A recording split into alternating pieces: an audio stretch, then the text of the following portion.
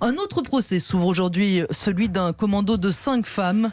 Elles sont soupçonnées d'avoir tenté de faire exploser une voiture remplie de bonbonnes de gaz il y a 3 ans près de Notre-Dame, âgées de 22 à 42 ans.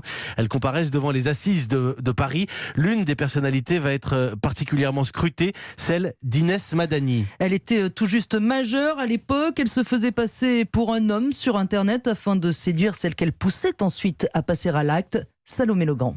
Tout commence par un flirt sur Internet. Depuis le Loiret, Ornella Geligman, convertie, radicalisée, mère de 3 enfants à bientôt 30 ans, traîne sur des sites consacrés à l'islam. Elle y rencontre un certain Abou Souleyman. Derrière ce soi-disant combattant rentré de Syrie se cache en fait Inès Madani, 19 ans, post-adolescente en surpoids, propulsée par la magie du numérique, mentor d'apprentis djihadistes. Quand elle donne rendez-vous à Geligman au Quick de Sevran, Madani vient carrément avec une rose de la part de son double masculin. Personne ne sait précisément ce qu'elles se disent, mais 3 jours plus tard, vers 22h, les 2 jeunes femmes prennent la direction de Paris, chacune au volant d'une voiture. Elles tournent pendant des heures, passent près de la Tour Eiffel, avant d'abandonner la 607 chargée de 6 bonbonnes de gaz près de Notre-Dame. Elles répandent du gasoil, jettent une cigarette et s'enfuient, mais le feu ne prend pas.